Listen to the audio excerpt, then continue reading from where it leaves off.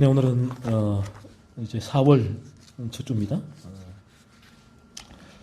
첫째 주, 둘째 주는 죄에 대해 살펴보는데, 오늘은 발람을 통하여 우리 인간이 죄 가운데에서 이러한 죄를 범할 수밖에 없는 존재다라는 사실을 우리가 좀 살펴보겠습니다. 성경은 말씀하고 있습니다. 이 땅의 모든 인간의 문제는 죄가 문제다, 근본적인 문제다라고 말씀을 하고 있죠. 이 죄에서 모든 인간의 문제가 기인이 되었는데, 그래서 이 인간이라는 존재는 끊임없이 그 마음 가운데 이 악이 솟구치게 되죠. 끊임없이 미움이 올라오고, 분노가 올라오고, 화가 올라오고, 시기가 올라오고, 질투가 올라오고. 이게 이제 왜 그런가 하면 우리 마음이 죄로 물들어 있기 때문이다라고 성경은 말씀을 하십니다. 자, 그렇다면 우리가 이 삶 가운데서 이런 죄를 끊임없이 내 마음 가운데 범할 수밖에 없는데, 이런 죄를가 내 가운데서 내 힘으로는 이런 죄에서 벗어날 수가 없다는 게 성경의 진리거든요. 왜? 인간이 타락에 있기 때문에, 타락에서 이런 죄를 범하기 때문에 타락한 인간은 이런 죄에서 벗어날 힘이 없다라는 것이고, 성경의 진리를 통하여 우리가 깨닫게 되는 바가 마침내는, 그래서 예수님이 필요하구나. 예수님이 나를 이러한 죄에서 건지시기 위하여 오셨구나. 이 예수님을 참되게 믿으면 내가 이러한 겉으로 벗어날 수 없었던 죄에서 벗어나게 되는구나. 그래서 어떤 면에서 얼마나 우리가 사실은 곰곰이 살펴보면 우리 삶 가운데 조그만 문제에서 그런 내 안에 상대를 향한 그런 죄악된 마음이 올라오거든요. 정말 조용한 문제인데 그 부분이 죄가 없다면 아무런 문제가 되지 않아요. 내가 좀 모욕을 당해도, 무시를 당해도 큰 문제가 되지가 않는데 어떻게 그런 일이 일어날 수가 있죠? 이게 하나님의 기적이죠. 오전에도 제 유튜브를 계속 보던 분이 이런 궁금한 의문점을 가지고 오전에 좀 일찍 와서 잠시 얘기를 나누고 돌아가셨는데, 이제 그분이 이 죄에서 벗어나는 삶이 도대체 어떤 겁니까? 라는 거예요. 너무 그 부분이 주관적인 게 아닙니까? 그걸 어떻게 알 수가 있죠? 그 예수 믿으면 거듭나면 성령이 우리한테 들어오시니까 그걸 바로 그래서 알 수 있는 게 아닌가요? 라고 이제 물으시는데, 자, 그러면 예수님께서 이렇게 말씀하시잖아요. 우리가 거듭나게 되어지면 열매로 알리라 라고 말씀하시는데, 이 열매가 사실은 얼마나 주관적입니까? 우리 인간적으로 보면 주님이 열매로 알리라는데 도대체 이 열매가 뭐냐는 거예요. 얼마나 주관적이에요. 이 열매가 거룩의 열매인데 거룩의 기준이 뭔가 하는 거죠. 하지만 우리가 거듭나게 되어지면 이 죄의 집에서 벗어나게 될 때는 이 열매가 맺히는데, 이 열매가 내 안에서 이전과는 전혀 다르게 그러한 죄가 죽어지고 죽이는 삶이 시작되는 거죠. 그래서 내가 알게 된다는 거예요. 그래서 우리가 그냥 내가 이제 이 바라보게 될 때는 이 열매에 대해서 너무나 주관적이다, 어떻게 알 수가 있겠나라고 하지만, 거듭나게 되어지면 이 열매가 주관적인 게 아니라 참 객관적인 이 기준이 됩니다. 내 안에서 어떻게 죄가 예전에는 벗어날 수 없었던 죄에서 이렇게 내가 벗어나고 죄를 죽이는 삶이 내 가운데 실제로 이루어지고 경험되어지기 때문에 그런 것이죠.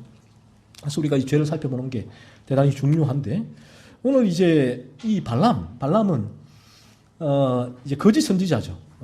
발람의 이야기가 민수기 22장부터 24장까지 3장에 걸쳐서 소개가 되고 있는데, 우리가 발람을 이 민수기 22장에서 24장을 보면 하나님과 이 티키타카 대화를 주고받잖아요. 주고받고 있고, 그리고 발람이 얼핏 보면 하나님의 명령대로 움직이는 듯이 보이지만, 사실은 이 발람의 마음의 본성이 뭔가, 본질이 뭔가, 이 움직임의 본질은 자신의 탐욕에서 기인해서 그런 돈과 명예를 따라서 발람은 움직였다라는 사실이죠.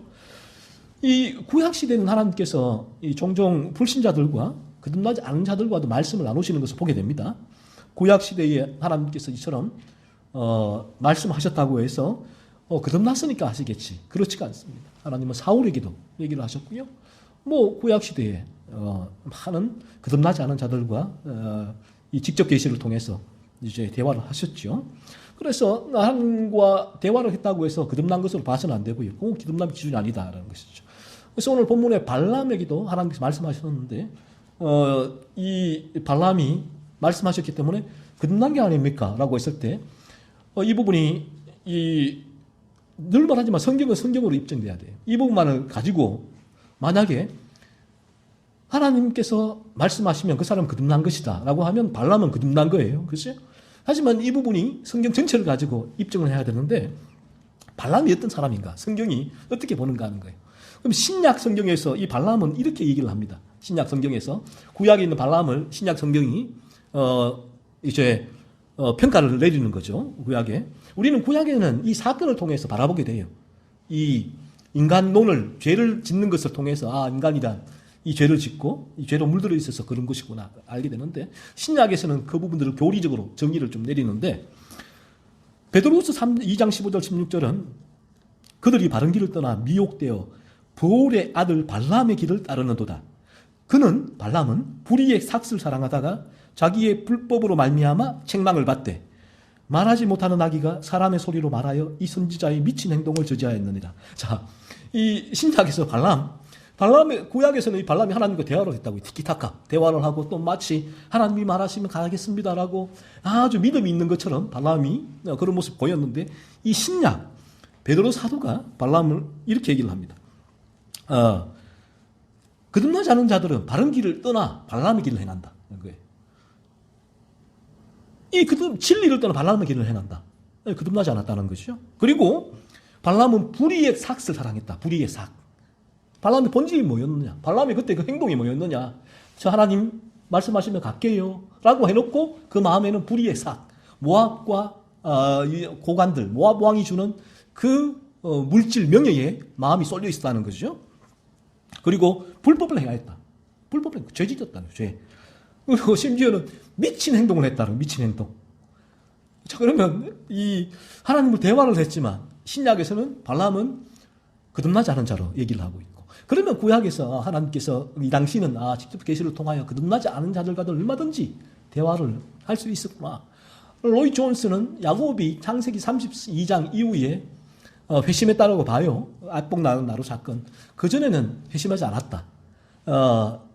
죄가 지배하는 거듭나지 않은 상태였다라고 말을 하죠. 하지만 그때도 야곱 어떻게 했습니까? 하나님과 티키타카 대화하면서 저를 다시 돌아오게 하면 10의 2조를 드리겠나이다. 뭐 이런 하나님과의 약도 습도하고 했잖아요. 그래서 이 성경을 통해서 구약 시대에 직접 대화를 하더라도 거듭나지 않은 자들과도 하나님은 그 당시는 직접 계시를 통해서 대화를 하셨구나라고 우리가 알 수가 있고, 하지만 오늘날에는 하나님께서 최종 하나님의 계시인 성경을 통해서만 우리에게 말씀하고 있다는 거예요. 그리고 유다서 1장 11절에서는 발람에 대하여 이렇게 얘기를 합니다. 화 있을진저 이 사람들이여 삭을 위하여 발람의 어그러진 길로 몰려갔으며 거듭나지 않은 자들은 삭입니다. 즉 돈을 위하여 발람의 어그러진 길로 몰려갔다고 말씀합니다. 발람은 거듭나지 않은 자란 거죠. 돈을 위한 모든 게 목적이 발람은 돈이었다라고 유다서 1장 11절이 그때의 발람을 민수기 22장의 발람을 분석해 줍니다. 여러분이 민수기 22장을 읽으면서 발람이 이 어떤 사람인가? 믿음 있는 것 같기도 하고 없는 것 같기도 하고 헷갈리는데 신약에 오면 이 발람이 어떤 존재인지를 명확하게 말씀해 주고 있죠. 그리고 요한계시록 2장 14절에서도 버가모 교회에 주님이 말씀하십니다. 그러나 네게 두어 가지 책망할 것이 있나니 거기 네게 발람의 교훈을 지키는 자들이 있도다. 발람이 발락을 가르쳐 이스라엘 자손 앞에 걸림돌을 놓아 우상의 제물을 먹게 하였고 또 행음하게 하였느니라. 이 버가모 교회에 발람의 교훈을 지키는 자들이 있다는 거예요. 이단 교훈이라는 거예요. 잘못된 교리를 따르는 자들이 있다는 것이요. 발람은 모압 왕 발락을 가르쳐 이스라엘 자손 앞에 걸림돌을 놓았고 이 발람이 이스라엘 자손 앞에 걸림돌을 놓게 한 사람이라는 거예요. 그리고 우상의 제물을 먹게 했다는 거죠. 또 행음하게 한 악인이다라는 것입니다. 이 발람이라는 것이죠. 자, 그러면 오늘 본문을 통하여 우리는 발람의 이 사건을 통하여 발람이 범한 죄가 무엇인가를 통하여 보면서 우리 인간이 범한 인간이란 존재가 이 죄에 물들어 있어서 발람이 이런 죄를 범하는구나라는 사실을 알게 되는 부분인데요.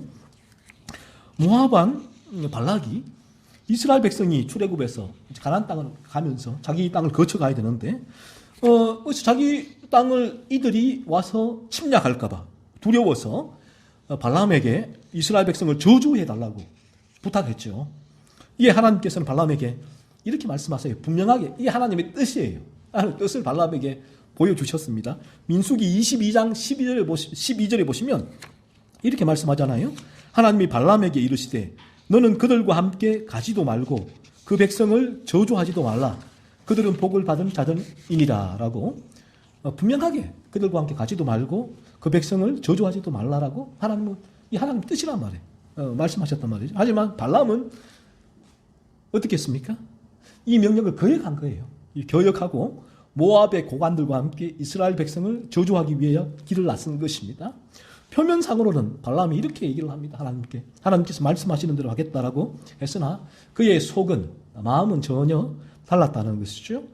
그래서 이 발람이 묻고 하나님이 가라고 하셔서 하나님 분명히 그 뜻을 보여주셨지만 발람은 또 묻는 거예요. 그래서 하나님께서 또 하나님의 테스팅이기도 하시죠. 가라라고 했을 때 발람은 갑니다. 가. 하나님이 어떻게 말씀하시는지 보리라. 이렇게 말하고 가는 거예요. 하나님은 이미 분명하게 가지 말라. 저주하지 말라. 이들은 복받는 자들이라고 말씀하셨음에도 불구하고 가시죠. 그러자 하나님께서는 그 오늘 본문 22절에 보면 발람이 감으로 말미암아 하나님이 진노하심으로 진노하셨다는 거예요. 하나님의 뜻을 발람이 거역했다는 것이죠. 그리고 32절에도 여호와의 사자가 네 길이 사악하다. 이 하나님이 무엇이라 말씀하시는지 보리라 라고 가서 하나님이 저주하리라고 하면 내가 저주하겠다라고 그런 의도로 간 네 길이 사악하다라는 것이죠. 그리고 발람도 34절에 보시면 자기가 고백을 하죠. 발람 자신도 내가 범죄했다. 왜? 이 범죄가 뭡니까? 하나님의 명령을 어겼다는 것이죠. 이처럼 발람은 거듭나지 않은 자로서 죄의 지배 가운데 있는 자였기에 하나님의 뜻대로 살아갈 수가 없었죠. 하나님의 주시는 명령대로 살아갈 수가 없었다는 것이죠. 하나님의 뜻을 알았지만 그는 이 뜻대로 행할 수 있는 변화된 본성이 없었기 때문에 그 뜻을 따르지 않고 거역했던 것입니다. 그래서 오늘날 우리가 이 성경의 모든 말씀이 도덕법, 하나님의 이 율법을 지키라는 이 모든 말씀을 이 산상수훈도 마찬가지고 아무리 지키라라고 얘기를 해도 우리에게 거듭나서 변화된 본성이 없으면 우리는 이 말씀을 전혀 지킬 수 없는 존재가 우리라는 것이죠. 하나님의 뜻은 무엇입니까? 하나님의 뜻은 유일하잖아요. 우리가 이 계시를 통하여 오늘날 알고 수 있는 하나님의 뜻. 발람은 그때 그 당시의 사건 상황에서 하나님의 뜻은 가지 말라는 것이었어요. 하지만 발람은 그 하나님의 뜻을, 그 명령을 받아들일 수 있는 본성이 없었다. 왜? 거듭나지 않았기 때문에 하나님 그렇습니까? 그렇게 할까요? 계속 하나님께 묻고 기도하고 하나님 해놓고 마음은 여기 가 있는 거예요. 콩밭에 가요. 콩밭에. 그래서 하나님을 찾고 기도하지만 그 삶은 이 하나님의 명령을 거역하는 삶, 그 길을 걸었다는 것이죠. 동일하게 그렇습니다. 우리도 이 거듭날 때 비로소 이 모든 하나님 말씀이 사실은 이 말씀은 거룩으로 압축이 되죠. 그러니까 우리의 죄는 거룩하지 않은 상태니까 이 모든 말씀이 요구하는 바는 거룩이죠. 이게 하나님의 뜻입니다. 이 하나님의 명령은 신약 성경에서는 오직 이 성경을 통해서만 신약 시대에는 말씀을 하고 있는데 우리에게 그 하나님의 명령은 하나님의 뜻은 우리의 거룩함이다라는 것이죠. 하나님은 레위기 11장 45절과 베드로전서 1장 16절에 내가 거룩하니 너희도 거룩할지어다라고 말씀하셨잖아요. 하나님의 뜻은 명확합니다. 내가 거룩하니 너희도 거룩하라. 이 성경이 뭐냐 했을 때 우리가 이 성경이 뭐 구약 신학, 신약 신학, 조직 신학 많은 신학이 실천 신학이 있고 복잡한 성경의 논문을 쓰고 하지만 성경은 너무나 단순합니다. 이 성경이 우리에게 주신 목적이 뭐냐 하면 하나님이 죄인된 인간을 거룩한 존재로 만드시기 위하여 성경을 주셨다는 거예요.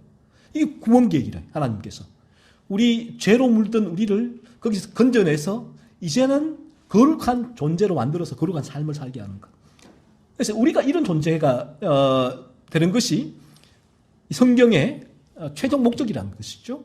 자, 그러면 여기에서 이런 존재가 되기 위해서 하나님께서 무슨 일을 하셨는가? 하나님께서는 그리스도를 보내셨다는 것. 우리 힘으로는 그러한 존재가 될 수 없기 때문에, 그런 죄에서 벗어날 수 없기 때문에. 그래서 우리가 왜 날마다 하루 산 가운데 아무것도 아는 일에 짜증이 나고 화가 나고 불평분란이 나오고 내가 탐욕을 쫓아 살아가고 게을러지고 그래서 그런 이 죄악된 삶이 네 가운데 일어나는가 하면 이 죄 때문이란 말이에요. 죄. 거룩한 존재, 그로서 거룩한 방향을 위해 살아가고자 하는 그런 내 마음의 의욕과 동기가 생기지 않으니까 그런 자연스러운 삶이에요. 하지만 하나님께 성경의 목적대로 내가 거룩하니 너희도 거룩할지어다. 하나님이 우리를 거룩한 존재로 만드시기 위하여 이 성경을 주셨고 이 성경의 핵심이 예수 그리스도인데, 그래서 우리가 어떻게 하면 오늘의 물음도 그리스도께로 참되게 나아갈 수 있을까 하는 거예요. 성경은 우리가 그리스도께로 참되게 나아가기 위해서는 내가 나의 죄를 깨닫는 길은 밖에 없다. 회개하라. 천국이 가까웠다. 이 나의 죄를 깨달을 때에 비로소 내가 이 죄에서 벗어날 수 있는, 나는 그런 존재가 아니구나. 내가 죄를 이길 힘이 없구나. 예수를 붙드는 거죠. 그러면 그때부터 그 삶에 주님이 말씀하시는 열매가 일어나게 되죠. 참 놀랍죠. 우리 삶 가운데 누가 나에게 그렇게 이전에는 조금만 끌고도 부당, 화가 나고 있는데 지금은 뭐 그런 죄가 올라오기도 하지만 나를 또 돌이켜보고 또 그 사람의 죄성을 바라보고 나의 죄성을 바라보고 이런 부분이 로이 존스가 얘기를 하잖아요. 그런 상대방이 그렇게 범할 때에 우리가 진리가 들어오게 되어지면 그들이 저 사람, 저 개인의 문제가 아니구나. 인간론의 문제구나. 죄로 물들어 있구나. 그래서 오히려 그들을 빨리 거듭나게 해달라고 기도하게 된다. 긍휼히 여기게 된다라고 얘기를 하게 되는데 바로 그런 부분들이 우리에게 일어나는 변화가 되죠. 그러니까 우리 삶 가운데서도 많은 부분이 다툼과 갈등과 또 분노가 화가 일어나야 될 부분들이 상당히 죽어지는 그런 틀림없는 열매가 일어나게 된다라는 부분이에요. 그래서 우리가 이 성경을 통해 하나님의 뜻을 들었는데 하나님께서 우리에게 원하시는 바는 우리의 거룩함이래요. 란 말이에요. 데살로니가전서 4장 3절에서는 또 이렇게 얘기를 하고 있죠. 분명하게 하나님의 뜻은 이것이니 너희의 거룩함이다 라고 말씀하고 있단 말이에요. 내가 거룩하니 너희도 거룩할지어다 하나님 말씀하셨고, 그리고 데살로니가전서에서도 하나님의 뜻은 분명 이것이다. 너희의 거룩함이다 라고 말씀하고 있죠. 그래서 이 거룩함은 죄가 없는 상태잖아요. 그래서 죄를 짓지 않는 거룩한 삶을 하나님께서는 우리 모두에게 원하신다는 거예요. 이 자리에 있는 우리 모두가 죄를 짓지 않는 거룩한 존재로서 그런 거룩한 상태, 거룩한에서 일어나는 도잉, 거룩한 삶을 살기를 원하신다는 것이죠. 이것이 바로 하나님의 나라와 의란 거야. 하나님이 통치하시는 나라. 하나님의 의, 거룩 가운데 통치하시는 나라. 우리가 그리스도를 믿으면 우리의 마음을 하나님이 통치하시게 되고 그 나라는 의의 나라예요. 거룩한 나라예요. 하나님이 통치하시는 모든 지배를 받는 그 국민, 하나님의 백성은 이제 하나님의 의를 사모하게 되고 의를 쫓아갈 수 있는 능력이 생긴 거죠. 거룩이. 예수의 생명이 계속 펌프질을 하니까 그 거룩의 샘물이 계속 솟구쳐 나오는 거예요. 이 거룩의 샘물이 없으면 예전에는 사탄이 우리에게 죄로 물들어 있는 우리 마음에 계속 펌프질을 하죠. 죄를. 그러니까 조금만 걸리면 죄가 펌프질 나오는 거예요. 그래서 내가 이렇게 안 살고 싶은데 불가능하죠. 이게 인간이라는 거죠. 그런데 이제는 내 안에서 이런 죄욕이 이제 샛길로, 지류로 흘러 펌프질이 아니라 샘근원이 바뀌었으니까 흘러 들어와요. 죄욕으로. 그런데 펌프질을 예수의 생명이 막 하니까 거기서 이제 거룩의 샘물이 솟구치니까 이 지류, 조금씩 흘러 들어오는 이 죄의 뗏물이, 이 거룩의 샘물이 다 죽이는 거죠. 이게 이제 죄의 중추적인 세력을 예수의 생명이 죽인다라고 제가 말씀드리고, 그 좀 남아있는 부분은 또 예수의 생명이 나에게 그 의지를 주셔서 그 죄를 바라보고 죽이는 삶을 살게 하시죠. 그래서 이러한 하나님 나라와 의를 거듭나게 되면 구하게 되죠. 거룩해지는 삶을 구하게 된다는 것이죠. 그래서 이 거룩을 위하여 날마다 분투하는 삶을 살게 된다는 것입니다. 그래서 이처럼 이 진리가 들어와서 우리가 죄를 각성하는 단계에 임하기만 하더라도 이러한 거룩을 바라보게 돼요. 우리의 본성은 그대로지만 우리의 방향은 이쪽을, 고개는 우리의 이 몸은 여기 있는데 고개는 돌아가는, 얼마나 힘들어요. 그러니까 죄각성이 단계에서는 저를 보고 싶은데 다시 힘드니까 돌아올 수밖에 없는 상태지만 늘 이를 바라보게 된다. 죄각성이 단계에서는. 그렇죠? 그래서 여러분께서 이러한 거룩함을 바라보고 있는가 하는 것이죠. 하나님의 거룩이 여러분의 소원이 되고 있는가 하는 것입니다. 거룩해지기 위하여 몸부림을 치고 있는가 하는 것입니다. 거룩해지기 위하여 성경에서 이러한 하나님의 기준을, 거룩의 기준을 찾아내고 자신에게 거룩의 잣대를 갖다 대고 있는가 것입니다. 죄를 찾아내며 죄를 죽이는 삶을 살고 있는가 하는 것이죠. 이러한 거룩이죠. 거룩이 우리의 온전한 소망이 되지 않고 거룩을 위하여 죄와 분투하는 삶을 살아가지 않는다면 바로 그 삶이 그 옛날 발람이 하나님의 명령을 거역한 죄와 똑같다는 거예요. 하나님의 명령을 우리가 안다.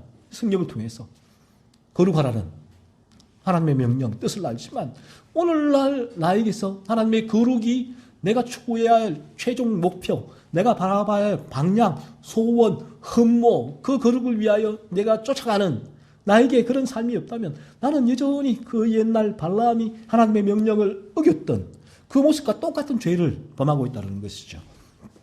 우리가 거듭난다면, 죄의 지배에서 벗어난다면, 새로운 본성으로 변화되었다면, 이리에서 양으로 변화되었다면 우리는 하나님의 거룩을 바라보며 우리 자신에게서도 온전한 거룩이 이루어지기를 소원하게 되고, 또 이 부분 남편과 자녀와 아내와 자녀들에게서도 온전한 거룩이 이루어지기를 소원하게 된다는 것입니다.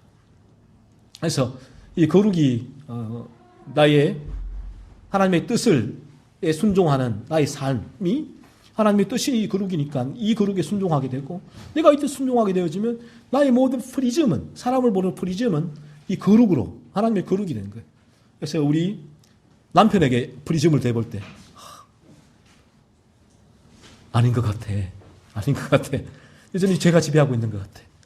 우리 아내에게 그 프리즘을 내볼 때 아닌 것 같아. 여전히 죄가 지배하고 있는 것 같아.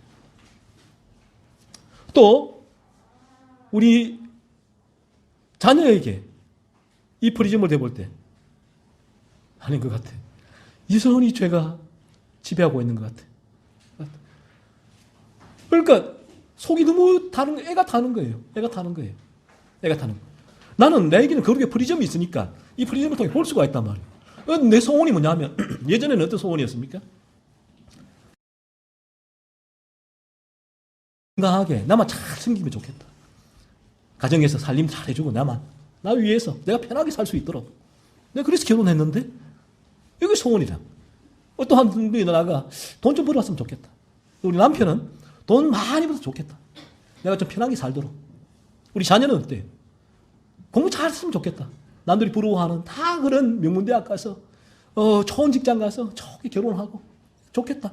늘 요런 이 프리즘이 이거니까 이게 이제 죄의 지배 가운데 탐욕의 프리즘인데, 그래서 이런 프리즘이 있으면 이 발람처럼 하나님 무엇이라 말씀하시든지 제가 좀 기도 좀 해볼게요. 하나님 제가 뭘 원하십니까? 늘 이렇게 하나님 앞에 나가서 기도하는 것 같이 기도도 하고 예배도 드리는데 사실 그 마음에는 이 탐욕의 프리즘이 있다. 그러니까 오늘 신약 성경에도 발람을 바라보고 불의의 삭슬 사랑하다가 미친 행동을 하는 이 거짓 선지자라고 얘기했듯이 탐욕의 프리즘이 있으니까 어쩔 수 없어요. 나도 이렇게 볼 수밖에 없어요. 너 이 땅에 뭐 하고 싶니? 돈 많이 벌었어. 사람들이 어딜 가나 대우받고 인정받고 그런 권력 능력가 있으면 좋겠습니다. 이 프리즘. 그러니까 이 프리즘이 사실은 가정에서도 교회를 평생 다녔으니까 우리 가정 예배하자. 줄 빠지면 안 돼. 자, 우리 이 교회 충성 봉사하고 다 해야 돼. 라고 하는데 나의 종교적으로는 그러한 아주 완벽한 프리즘을 갖추고 있는 종교적 행위로는 내 마음에는 탐욕의 프리즘이 있다. 그러니까 내 마음에는 겉으로는 교회 나가 막 하는데 속으로는 우리 자녀가 어떻게 방법을 써도 상관없어. 이 땅에 성공하면 돼. 좋은 대학 가면 돼. 나에게는 그거 아니면 나는 인생의 실패야. 라는 거예요. 그러니까 우리 안에 이 프리즘이 있으니까 내가 조금만 힘들면 안 좋으면 삶 가정에서도 어렵고 사는 게 불편하고 뭐가 맞지 않으면 분노가 나고 화가 나고 짜증이 나고 이 프리즘이. 근데 이 프리즘이 이 바뀐다는 거예요. 이게 열매라 열매. 오전에 왔었던 그 유튜브를 보고 와서 제가 대화를 나누었던 그 형제님 말씀하신 그 열매가 도대체 뭔지 모르겠다는 거예요. 이게 열매라는 거예요. 이 프리즘이 바뀔 때에 내 안에서 거룩의 프리즘이 들어오게 되어지면 이제 아내, 남편, 자녀를 바라보는 관점이 달라져요. 관점이. 예전에 그런 탐욕으로 이걸 이루어졌으면 좋겠는데 그런데 지금은 이 거룩의 프리즘을 바라보니까 내가 거룩한가? 내가 또 이런 죄를 짓지 않는가? 나를 바라보게 되고 먼저는 자기 자신이에요. 자기 자신을 바라보게 되고 그 다음에는 우리 아내, 남편을 바라보는 거예요. 와, 우리 아내와 남편이 왜 저럴까? 왜 저런 행동을 할까? 아, 저게 죄성이 아닌가? 여전히 자기 죄를 바라보거나 있을까? 자기 죄를 살피고 있을까? 찾아낼 수 있을까? 거듭났을까? 죄각성의 단계로 들어와 있을까? 아버지 하나님, 거룩하게 해주옵소서. 그 죄를 살피고 죄를 죽이는 삶을 살게 해주옵소서. 우리 자녀를 바라보게 될 때에, 우리 자녀가 왜 저리 조그만, 거듭나게 되어지면 그 어떤 문제가 정말 작은 문제거든요. 갈등이 일어나는 문제가, 다툼의 문제가. 넣으시면, 왜 내 안에서 그런 일이 반복이 일어나니까. 그러니까 내가 해야겠다가 아니라, 내 안에서 그런 일이 일어나니까 별 문제가 아니란 말이에요. 그런데 이게 내 안에 이 거듭남이 이루어지지 않게 되어지면 조그만 문제가 큰 문제가 되죠. 말 한마디에 폭발하는. 조금만 내게 불편하게 하면 폭발하는 거예요. 폭발하게 되고 이런 거예요. 어떨 때는 감정적으로 안 좋을 때는 완전히 그냥 이성을 잃어버려요. 감정적으로 통제를. 분노, 조절 장치가 오늘날 파괴된 사람이 많다고 하는데 모든 인간이 그래요. 모든 인간이. 죄로 물든 인간은. 분노로 똑같은 분노지만 표출을 안 했을 뿐이지 자기 안에 다 가지고 있는 부분인데 이렇게 이제 큰 문제가 돼 가정에서도. 그런데 거듭남의 프리즘으로 보면 아무것도 아니거든요. 그거는 아무것도 아니에요. 그게 내가 거듭나게 되죠. 그 부분이 내 죄를 바라보고서 상대가 아니라 먼저 내가 이런 죄를 또 가지고 있구나. 나에게 왜 저 누나, 동생, 형, 언니한테 이런 마음을 가지게 될까?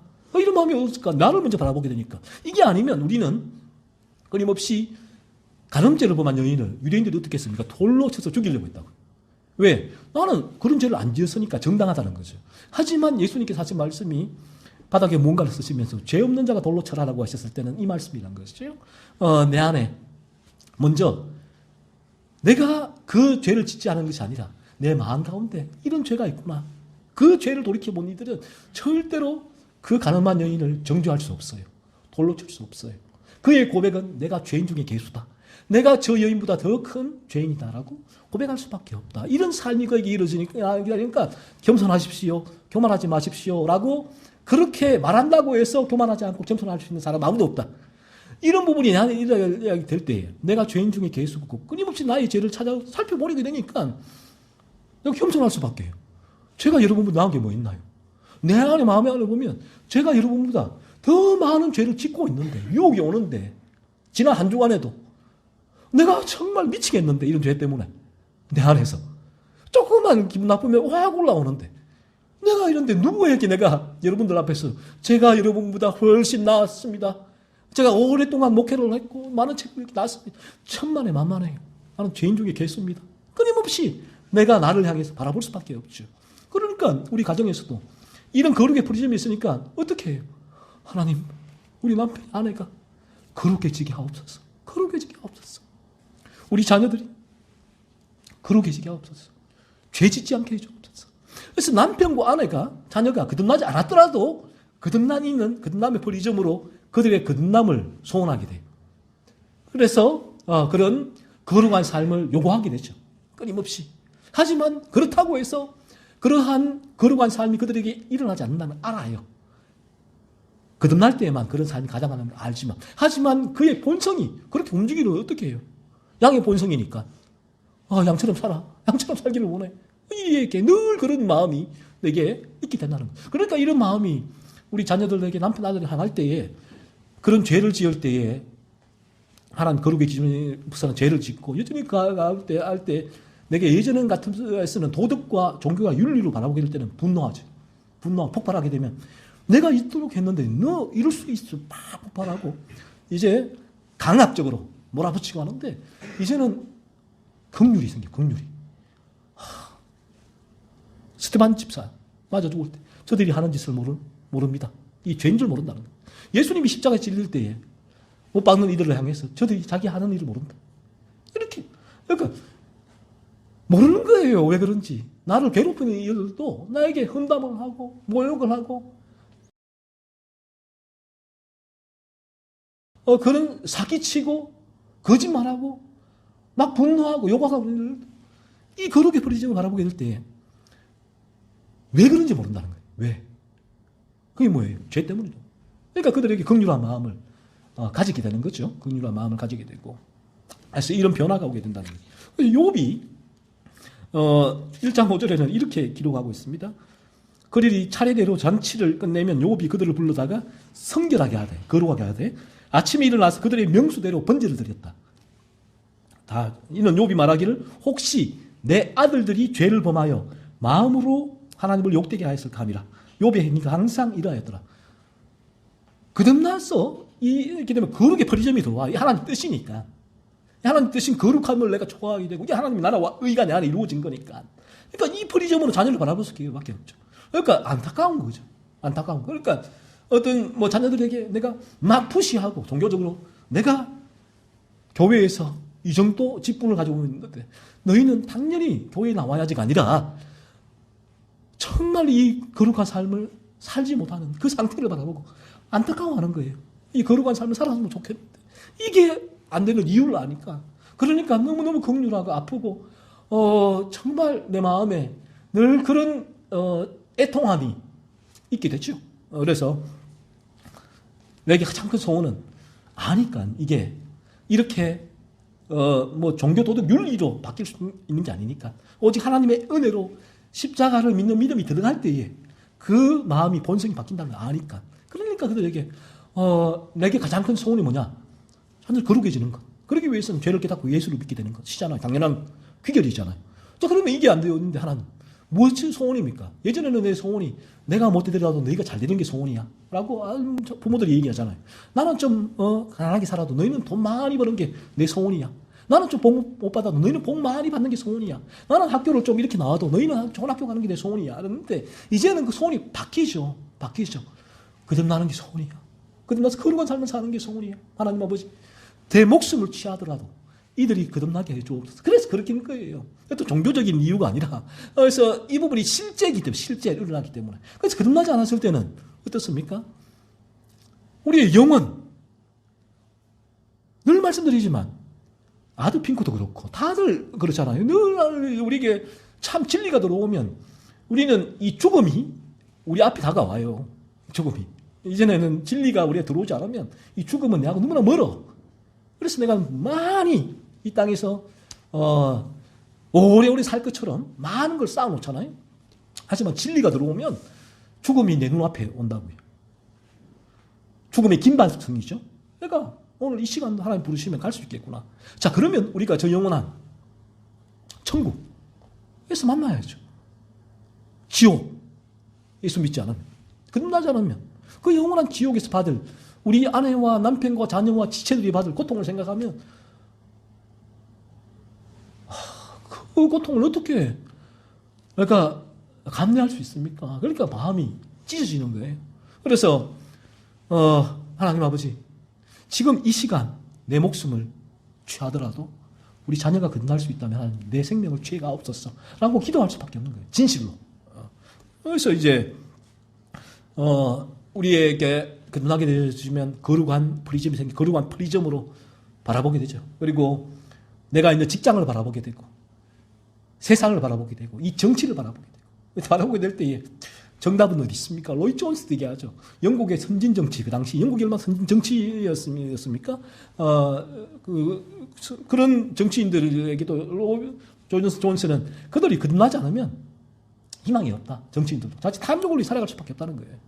똑같다는 거죠. 우리가 이 거룩의 프리즘이 있을 때 비로소 가정을 프리즘으로 보게 될 때 희망이 뭐냐?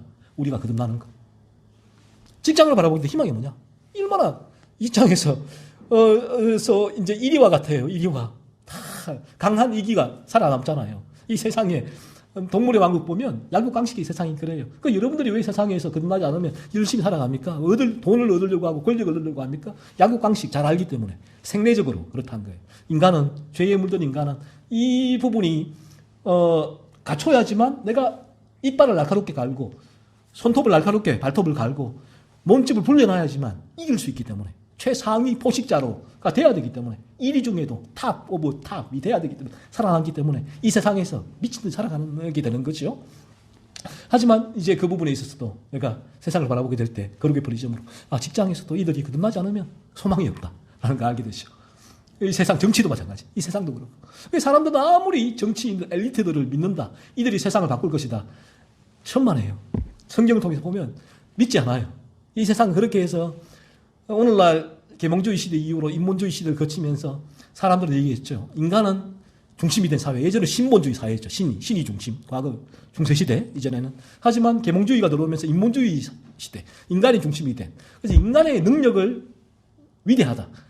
인간은 신이 필요 없다. 이제 인간이 이 시대를 유토피아로 만들 것이다. 하고 그 인본주의 르네상스에서 주창한 슬로건이 그거잖아요. 인간이 신으로서 인간은 이 세상을 살기 좋은 유토피아로 만들 것이다. 전쟁도 없고 공포도 없고 그런 부당함도 없고 착취도 없고 모두가 잘 먹고 잘 사는 그런 유토피아가 만들 것이다. 어떻게 됐습니까? 2차, 3차 세계대전 터지고 그리고 이 전 세계가 기아, 빈곤에 허덕이고 온갖 중한 범죄가 일어나고 있는 세상.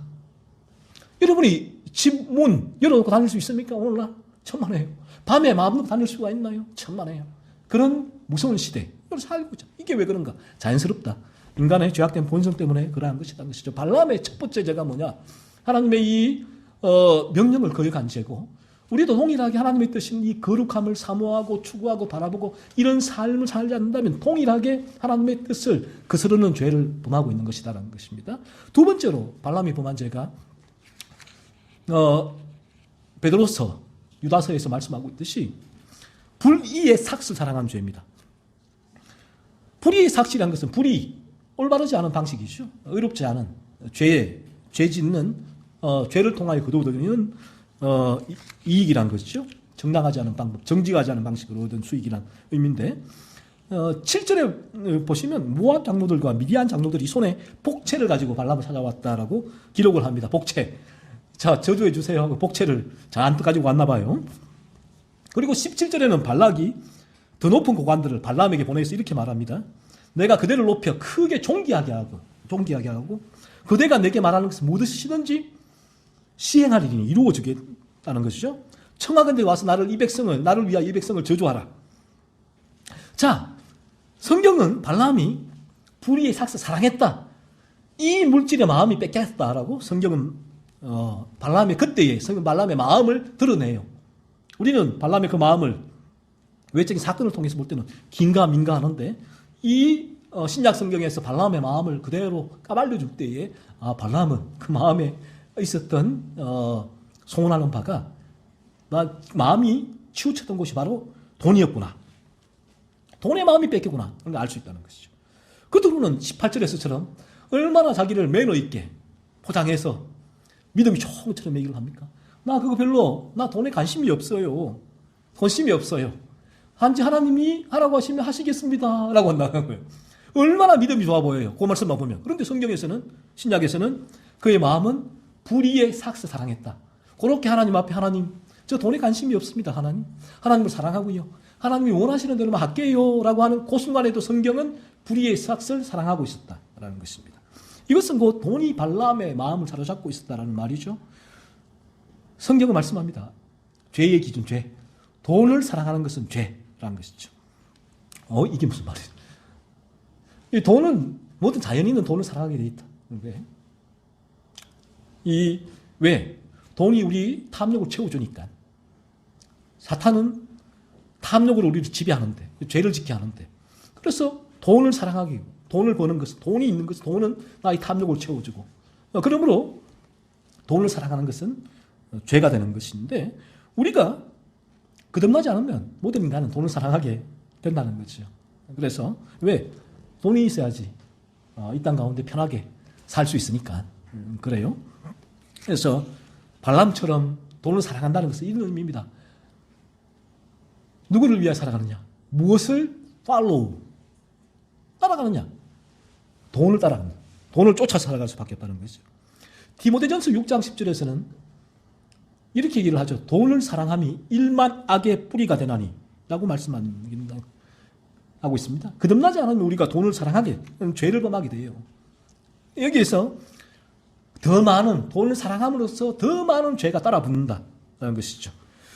돈의 지배를 받는 인간은 더 많은 돈을 소유하기 위하여 더 많은 죄를 짓게 된다 라고 말씀하고 있고요. 그리고 디모데후서 3장 2절에서는 말세의 특징 중에 하나가, 물론 말세는 주님이 승천하신 이후부터 말세거든요. 그래서 이 땅에 있는 모든 자연인의 상태를 말하고 있는 게, 사실은 이 부분이 말세에 더 강하게 드러난다고 얘기를 하지만 주님이 승천하신 이후로 말세니까 그 전에도 똑같았다는 것인데, 사람이 돈을 사랑하며 라고 말씀한다는 거죠. 죄의 지배 가운데 있는 인간은 돈을 사랑하게 되어 있다는 말씀이죠. 돈이라면 부모도 팔고 남편도 팔고 아내도 팔고 가능해요. 돈 때문에 죽여요. 보험 막 들어놓고 그렇게 사랑하는 아내, 남편, 자녀 죽입니다. 그리고 히브리서 13장 5절에서는 돈을 사랑하지 말고 있는 바를 족한 줄로 알라라고 말씀하고 있습니다. 히브리서, 유대교에서 개종한 그리스도인들에게 히브리 기자가 주는 말씀이 그리스도인들에게 돈을 사랑하는 죄의 유혹을 이겨내라는 것이죠. 이 죄란 거예요. 돈을 사랑하는 죄. 그 부분을 이겨내라는 거예요. 그런 능력이 있기 때문에 그런 유혹을 받을 때 이겨내라는 거죠. 돈을 사랑하지 마라 라고 권면하고 있다는 것입니다. 인간은, 우리가 이 성경을 통해서, 이 성경은 인간의 상태를 말하고, 제가 여러분 개개인을 말하는 것이 아니라, 제가 노스트라다무스처럼 예언가는 아니지만 인간이 어떤 행동을 할 것이, 어떤 마음을 풀 것인지 알 수 있다는 거죠. 왜? 모든 인간이 똑같으니까. 여러분 개인의 문제가 아니라 어떤 행위를 했을 때 인간 자체의 문제니까. 이게 성경의 인간론이니까. 그러니까 제가 알 수 있다는 거죠. 그래서 프란시스 셰퍼가 이런 얘기를 하죠. 하버드 대학 교수보다, 하버드 대학에 있는 거듭나지 않은 교수보다 저 산골에 거듭나지 않은 까만 할머니가 훨씬 더 지혜롭다는 거예요. 왜? 이걸 아니까. 인간의 상태에 대해서 아니까 훨씬 더 지혜롭다. 그 죽음에 대해서 아니까 훨씬 더 지혜롭다라고 얘기를 하죠. 그래서 우리 인간은 거듭나지 않으면 사탄의 지배를 받게 되어 있고, 그 탐욕을 위해서 돈을 사랑하게 되고 돈을 위하여 살아가게 되고, 그리고 돈이 그를 지배하게 되죠. 지배하게 된다. 사실은 돈은 중성이죠. 중성. 이 돈 자체가 성과하고 악한 게 아니란 말이에요. 돈은 중성인데, 이 사람이 거듭나지 않으면 이 중성인 돈을 섬기게 된다는 거죠. 돈을 사랑하게 돼요. 돈을 섬기게 돼요. 그 순간 이 돈은 중성이 인격체가 돼요. 인격체. 그래서 예수님께서 마태복음에서 우리가 하나님과 재물을 겸하여 섬길 수 없다라고 말씀하셨는데, 이 재물이 헬라어로 맘몬이 되는데, 맘몬은 돈의 신이에요. 돈은 중성인데 돈이 신이 돼버려요. 죄의 지배 가운데 있는 인간은 돈을 사랑하고 돈을 섬기니까. 돈이 신이 된다는 것은 돈이 인격체가 되어서 그래서 인간은 둘 중에 하나의 지배를 받게 되어 있습니다. 하나님의 지배를 받고 있든가, 그 이외의 것들의 지배를, 사탄의 지배를 받고 있든가. 그 사탄의 지배 속에서는 사탄은 돈을 통해서 이처럼 지배를 하게 되고, 그래서 인간이 어떤 모든 게 그렇습니다. 어떤 중독이란 게 도박 중독, 마약 중독뿐만 아니라 모든 인간은 이처럼 무언가의 지배를 받게 된다는 거예요. 중립 자체를 그 인간이 따르게 되고 사랑하게 되고 추구하게 되니까 그 중립인, 예를 들면 그런 너의 취미 활동이, 낚시가 그를 지배해버리죠. 그러면 낚시가 하나의 인격체가 된단 말이에요. 낚시의 신. 그 인간이 지배하게 된다는 거죠. 그래서 하지만 하나님이 하나님이 지배하는 인간은, 그 마음을 지배하게 될 때는 그러한 것들이 지배당하지 않는다. 이런 거죠. 유혹을 하게 되지만. 그래서 그에게는 중독이 일어나지 않는다는 거예요. 그래서 중독 자체가 일어나지 않는다는 것이죠. 그래서 우리가 거듭나지 않으면 돈을 사랑하는 죄를 범하게 된다는 것이죠. 돈이 우상이 되는 것이죠. 여러분에게 돈은 어떤 의미가 있나요? 돈이 여러분의 인생의 목적이 되고 있습니까? 돈을 사랑하는 죄를 범하고 있지는 않은가요? 성경이 틀림없이 돈을 사랑하는 것을 죄라고 말씀하고 있습니다. 그러니까 돈을 사랑하지 말라고 하죠. 거듭나게 되면 비로소 돈을 사랑하는 죄에서 벗어나게 되고, 이 돈도 비로소 자기 자리를 찾아요. 만몬, 인격체로 나를 지배하는 것이 아니라 중성, 그 자체를 내가 이제 돈을 사용하게 되죠. 이제는 다스리게 되죠. 하나님이 나를 통치하고 나는 돈을 통치하고 이게 자연스러운 자연을 다스리는 하나님의 창조의 질서가 비로소 거듭나게 될 때 우리에게 이루어지게 된다는 것입니다. 그래서 이 돈도 물질관도 바뀌죠. 물질관. 거듭나지 않으면 물질관은 바뀌지 않아요. 왜? 탐욕의 프리즘이 내 안에 자리 잡고 있으니까 아무리 내가 내려놓아야지. 내려놓으면 책을 읽고 또 여러 가지 책에 물질론, 직분론, 청지기론 그걸 아무리 강의를 들어도 머리로는 그래. 그 순간에는 의지가 발동해서 그렇게 나 이런 물질관 이렇게 살아야지. 그런데 잠시 지나면 그 마음은 왜 탐욕이 지배하니까 이제는 그 돈을 지배하게 되고 돈을 쫓아가 돈을 사랑하게 되고 그 성경의 말씀과는 전 따라 살 수가 없죠. 이것이 죄인된 인간의 모습이고요. 그래서 우리가 거듭나게 될 때 비로소 돈을 사랑하는 마음에서 해방된다. 그런 것이죠. 이 돈도 하나님의 주권 속에서 바라보게 되죠. 하나님이 바라보게 되고 그리고 우리에게 이 부분도 그러면 왜 일을 하는가? 돈을 사랑하지 않으면 일을 하지 말아야지. 성경에 뭐라고 말하겠습니까? 일하기 싫어서 먹지도 말라. 이래서 하나님 주신 우리에게 명령이에요. 이 부분도 하나님의 일반 논천 가운데 우리에게 주신 이 땅 가운데 마땅히 먹고 살 것을 위해서는 우리가 일을 하라고 하나님 말씀하셨으니까. 하지만 내가 그 돈을 쫓으면 살지는 않는다. 그런 거예요. 마땅히 하나님께서 이 땅에 먹고 살기 위해서 일반 은총으로 일을 주셨기 때문에 우리가 일을 해요. 일하기 싫으면 먹지도 말라. 그 노동과 또 시몬과 거둠의 법칙 속에서 하나님 일반적으로 일을 하게 되지만 하지만 돈을 쫓아서 살지는 않아요. 어떻게 하면 적게 일하고 돈을 많이 벌까? 사용자를 어떻게 하면 많이 부리고 돈을 적게 줄까? 이 돈이 우상이 되어 있거든요.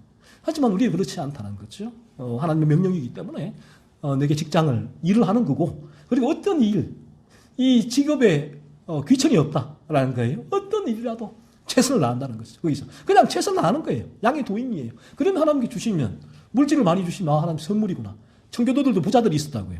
부가 왔을 때에 그들이 목표를 한 게 부가 아니었다. 하지만 부가 왔을 때는 하나님 감사합니다 라고 하고 또 적절하게 그 부분을 내가 하나님 통치 가운데서 그 부분을 사용하게 되는 부분이죠. 그래서 마틴 루터가 이런 얘기를 합니다. 마틴 루터가 당시에 가톨릭적인 그런 지국관 속에서 성과 속을 구별해갖고 수녀들, 신부들은 거룩한 직업이다. 투지오의 수녀회를 보고 그들은 거룩한 직업이다 라고 했는데 루터가 이런 말을 합니다. 정말 루터가 파격적이죠. 참 진리를 깨닫게 되어지면 그 당시의 세계관 속에서도 이런 말을 할 수가 있단 말이에요. 지금에도 정말 파격적인 얘기인데 루터가 가르투지오의 수녀회의 수녀들보다 그 가르투지오 수녀회에서 인분을 치는 그 노동자들 똑같이 귀하다. 그 직업은. 이렇게까지 얘기를 하게 되죠. 그런데 우리 직업관이 달라지죠. 그래서 그래 내가 살아남으로부터 판사가 되고 의사가 되고 검사 되고 사회에 명망받는 그 직업이 최고의 직업이야. 나는 거기에 갈 거야. 그런 자신의 탐욕에 의하여 그것이 목적이 되는 것이 아니에요. 단지 내게 주어진 재능이 있다면 내가 의사의 재능이 있다면 그런 부분이 있다면 그걸 향해서 나가게 되는 거고 최선을 다해 공부하는 거고 그 최선이에요. 이게 거룩이란 말이에요. 최선을 다해서 내가 공부하다 보면 그게 그런 결과가 따라오게 되는 것이고 감사하게 되고 그 결과가 오지 않으면 내가 만약에 여기서 불합격했다. 어떻게 될까요? 자인들은 분노하겠죠. 하지만 우리의 안에 예수의 생명이 들어 거듭나게 되어지면 그간 사람이 주권을 바라봐요. 주권. 하나님 뜻이 있겠지. 하나님께서 나를 돌이켜보고 오직 나의 거룩을 위하여 나아가기 위한 하나의 과정이겠지. 라고 그 부분들을 해석하게 되죠. 타격이 없죠. 타격이 별로. 이 세상 가운데 내게 어려움이 오고 내 뜻대로 일이 이루어지지 않을 때도 큰 타격, 데미지가 최소화되죠. 물론 죄 유혹으로는 데미지가 오지만 하지만 그렇지 않으면 이게 데미지가 내 탐욕이 때리는 거니까 뭐가 내 뜻대로 안 되면 데미지가 와서 불안하고 염려하고 그냥 어떻게 해야 될지 모르는 그런 부분. 그러니까 참되게 거듭나게 될 때에는 이런 데미지가 최소화되니까 불안과 염려가 상당히 줄으니까 그게 평안이 따라오게 되는 것이죠. 그래서 그는 더 이상 돈 때문에 죽고 살지 않는다. 것입니다.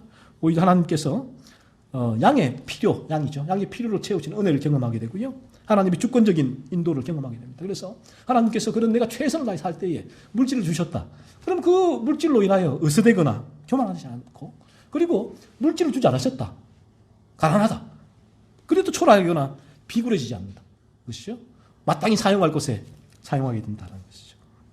그래서 마태복음 6장 33절 말씀처럼 그런즉 너희는 먼저 그의 나라와 그의 의를 구하라. 그리하면 이 모든 것을 너희에게 더하시리라. 이 말씀이 어떤 말씀인지를 실제 경험하게 된다. 체험하게 된다. 이전에는 이 말씀 좋네. 암송하고 나의 지식 속에서만 늘 이 살아 존재하던 말씀인데 이 말씀이 쏙 내려오게 돼요. 산가운데. 내 삶에서 이 말씀이 경험되어지고 야 진짜네. 진짜네. 나라와 의를 내가 구하게 되고 구하니까 이 나머지를 하나님께서 책임져 주시는 이 삶이 내게 경험되어지네. 이 나머지가 나의 탐욕이 아니라 이 땅 가운데 하나님의 뜻을 위하여 하나님께서 나에게 필요한 부분들을 이렇게 이러한 진리 가운데 거룩을 위하여 살아갈 수 있도록 이런 환경을 조성해 주시네. 하나님 감사합니다. 그래서 늘 범사에 감사할 수 있게 되는 것이죠. 발람처럼 통해서 여러분의 죄를 살펴보십시오. 거룩을 사모하지 않고 거룩한 삶을 살지 않는 우리의 죄를 찾고 회개하십시오. 하나님의 뜻이 거룩인데 이 거룩에 대한 일말의 소원이 없다면 이 죄란 말이에요. 죄성이죠. 죄. 나오는 모습. 그러니까 여러분의 죄를 찾아내십시오. 발람처럼 돈을 사랑하고 돈이 나를 지배하고 있다면 이것도 돈을 사랑하는 죄다는 것이죠. 이 죄를 찾아내어 회개하십시오. 하나님께서는 그러한 죄를 찾아내어 회개할 때 여러분에게 죄를 아파하고 미워하는 마음을 주십니다. 마침내 여러분을 그리스도께로 인도할 것이고 그리스도를 믿음으로 거듭나게 될 때 비록 그때는 진정한 거룩의 프리즘이 들어와요. 거룩을 사모하게 되고 돈을 사랑하지 않는 은혜. 그러니까 이 돈에 얽매이고 쫓아다니며 돈이 나를 지배하지 않는 그 상태를 경험하게 될 것입니다. 그러면 이제 이런 상태가 될 때 우리의 특별히 가정에서 가족 구성원이 다 거듭나게 될 때는 정말 우리 장착해야 될 그 천국을 그 가정에서 조금 맛을 보게 돼요. 그래서 우리 가정이 다 거듭나지 않으면 가정에서는 이 자연인의 이 탐욕에서 나오는 그런 죄가 순간순간 불끈불끈 나오니까 쑥쑥 나오니까 이런 타이밍이 아닌데 빡빡 나오니까 뭐지? 자연인들은 끊임없이 조그만 문제도 자기 중심적으로 탐욕에 해석하니까 상대 표정이 좀 안 좋고 말 한마디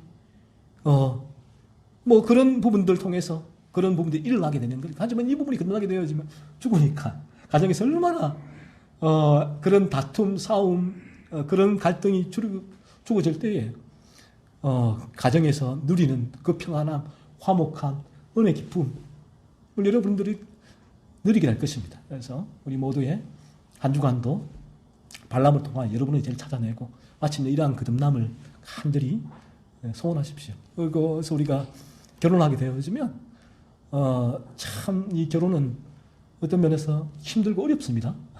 남편과 아내가 서로 간에 많은 모든 것을 공유하는 관계니까 자기의 탐욕이 작동하게 되면 대단히 많은 갈등이 생길 수밖에 없지만 거듭나게 되어지면 비로소 자신의 죄를 찾아내고 이러한 부분이 죽어지게 될 때 성경이 말하는 그러한 사랑과 존경과 은혜의 관계가 이루어지게 된다는 것입니다.